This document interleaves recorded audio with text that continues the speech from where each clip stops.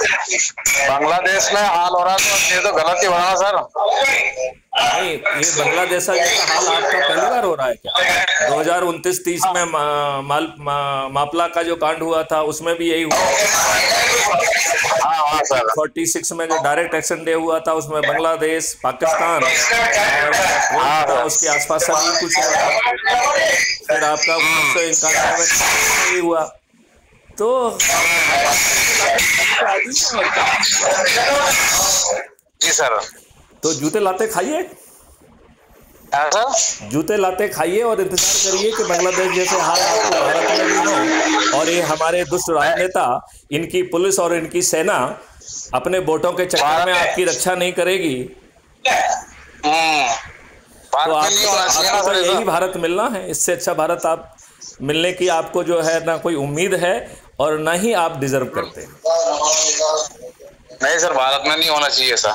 भारत में 100% ऐसा होगा यदि हम उसे बदलने के लिए अपने राजनेताओं को विवश ना करें। आपको ये मालूम है आज़ादी के 77 साल बाद जो कल हम जो है इंडिपेंडेंस डे मना रहे हैं, अभी भी आपके ऊपर वही गुलामों के नियम कानून थुपे हैं जो अंग्रेजों ने भारतीय गुलामों को अपमानित करने के लिए, उत्पीड़ित करने के लिए, शोषित करने के लिए बनाए थे। और ऐसी प्रक्रिया बनाई थी, उसे संज्ञेय, असंज्ञेय और सिविल ऑफेंसेस में बांटा था और प्रक्रिया में फंसा के वर्षों बरस आप जो है ना कोर्ट कचहरी के चक्कर लगाते रहें और आपको न्याय ना मिले।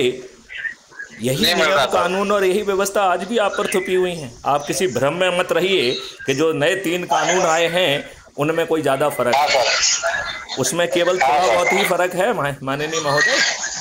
उसमें केवल जो है कुछ नए जो है डिजिटल एविडेंस जो पहले एडमिसिबल नहीं थे वो सब एडमिसिबल हो गए हैं, लेकिन कानून की आत्मा वही पुरानी है और आप लोग इसी घटिया कानून को डिजर्व करते हैं। यही आपका भाग्य है और बांग्लादेशी हालात का आप लोग इंतज़ार करिए, यही आपका दुर्भाग्य भी है। आप अपने दुर्भाग्य को इंतजार करना चाहते हैं या मैथिली शरण गुप्त जो आप 9 दिन का सरल उपाय बता रहे हैं उसके माध्यम से क्राइम फ्री भारत मिशन से जुड़कर मात्र 9 दिन का सरल उपाय करते हुए 100 करोड़ होकर माननीय नरेंद्र मोदी जी के हाथ मजबूत करेंगे और उन्हें विवश करेंगे कि 23 लक्षों और 5 फंडामेंटल राइट के साथ आपको महापरिवर्तित भारत मिले और आपको बांग्लादेश जैसा हाल ना हो। जी सर, जी सर, सही है। तो आप यदि सोएंगे तो यही होगा, नहीं तो कल से जो है ना अपने लोगों को बुलाइए। अरे सर सोएंगे तो जूते लाते खाएंगे फिर। तो मैं ये कह रहा हूँ वो जूते लाते नहीं खाएंगे, वो तो जो है पुलिस के प्रोटेक्शन में, सेना के प्रोटेक्शन में रहेंगे। जूते लाते हम खाएंगे। हमारी माँ बहनों की ना इज्जत जो है वो बर्बाद होगी और वो आप स्वयं पीड़ा में रहेंगे और वो भी पीड़ा में रहेंगे और हम और आप अपने आप को माफ़ नहीं कर पाएंगे।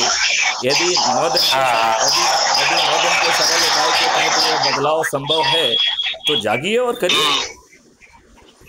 बिल्कुल सही है सर, इस पे विचार जागना तो पड़ेगा।